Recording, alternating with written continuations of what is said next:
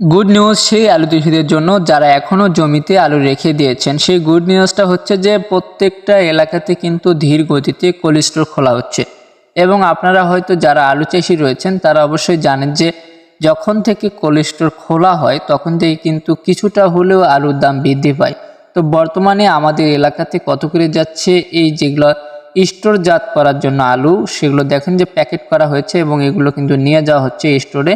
তো এটার মূল্য কত শুকনা আলু এবং এটা ধোয়া আলু বা যেটা বাজারজাত করা হয় বা খাউতা পাটিরা নিয়ে যায়, এটার দাম কত, আপনাদের এলাকাতে কত করে যাচ্ছে এটা অবশ্যই আপনারা জানাবেন এবং আমি আমার এলাকার কত করে যাচ্ছে তা আপনাদের সাথে শেয়ার করতে। সেটা গোবিন্দগঞ্জ উপজেলা, কামদিয়া ইউনিয়ন, গাইবান্ধা জেলা এবং রংপুর বিভাগের অন্তর্ভুক্ত আমাদের এই উপজেলা বা ইউনিয়ন।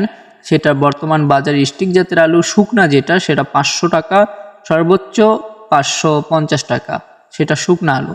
এবং যেটা ধোয়া বা কাঁচা আলু যেটা খাওতা পাটিরা নিয়ে যাচ্ছে সেটার মূল্য হচ্ছে স্টিক জাতের আলু, সেটা বলতেছি 420 টাকা সর্বনিম্ন এবং 470 টাকা সর্বোচ্চ বাজার।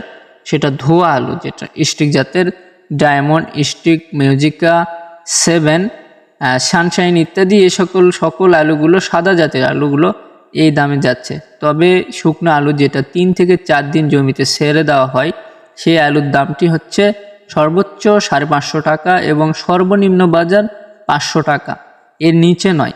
তবে হয়তো বিভিন্ন জায়গায় বিভিন্ন দাম কম বাড়া হতে পারে, তবে আমাদের এলাকাতে যেটা যাচ্ছে, যে মূল্যটা নির্ধারণ করা হয়েছে সেটা আপনাদের সাথে সংক্ষিপ্ত তথ্য তুলে ধরলাম।